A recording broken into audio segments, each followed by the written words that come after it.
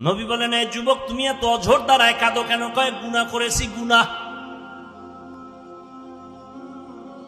গুনাহ করেছো, আমার মাওলা পাকের রহমত সম্পর্কে তোমার কি ধারণা নাই? বলে, ও পয়গম্বর, আমার মন বলে আল্লাহর রহমত থেকেও বড় গুনাহ করেছি। জমিন থেকেও বড়? কয়, হ্যাঁ। আসমান থেকেও বড়? কয়, আসমান থেকেও বড় গুনাহ করে ফেলেছি। এইভাবে বলতে বলতে বলতে বলতে এক পর্যায়ে যুবক বেহুশ হয়ে গেল। এবার নবী বলে, এত কইতেছো, গুনাহটা কি বল? আল্লাহর বান্দা যুবক কান্না করে বলে, পয়গম্বর, এত মারাত্মক অপরাধ আমি করেছি।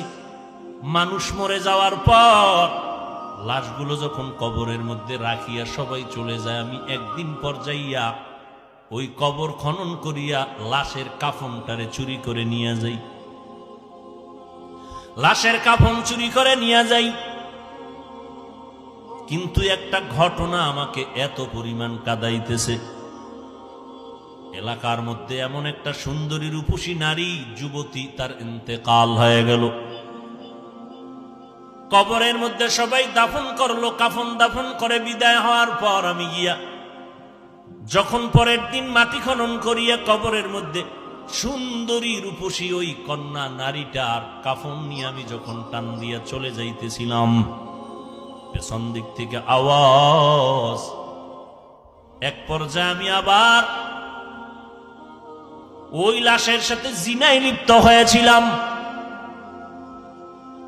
এরপরে যখন কাফন নিয়ে রওনা দিলাম, হঠাৎ করে ওই যুবতী দাঁড়ায় গেল, আওয়াজ দিয়ে বলে, রে বেঈমান, আমি একটা যুবতী নারী, কাফনটা সরাইয়া তুই এমন উলঙ্গ কেন করেছো? আমার ডানে বামে লাশের অভাব নাই, এমন অপরাধ কেন করলি? দ্বিতীয়ত, তুই আমার সতীত্বের উপর আক্রমণ কেন করলি মরা লাশের সাথে?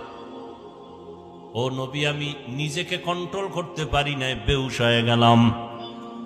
নবীজি বলেন, এই আল্লাহর দুশমন, তুমি আমার চোখের নজর থেকে দূরে সরে যাও। আমার আল্লাহ যদি তোমার ক্ষমার কোনো ঘোষণা দেয় তো আমি তোমাকে বলবো, না হয় আমার কাছে কোনো ক্ষমার আওয়াজ নেই। আল্লাহর বান্দা যুবক চিৎকার মেরে জঙ্গলে চলে গেল।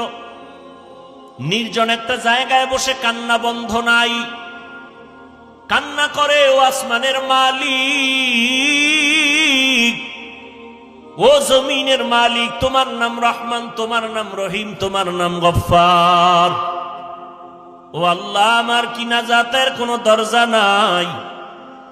অপরাধ করে ফেলেছি, শয়তানের ধোকায় পড়ে রে আল্লাহ।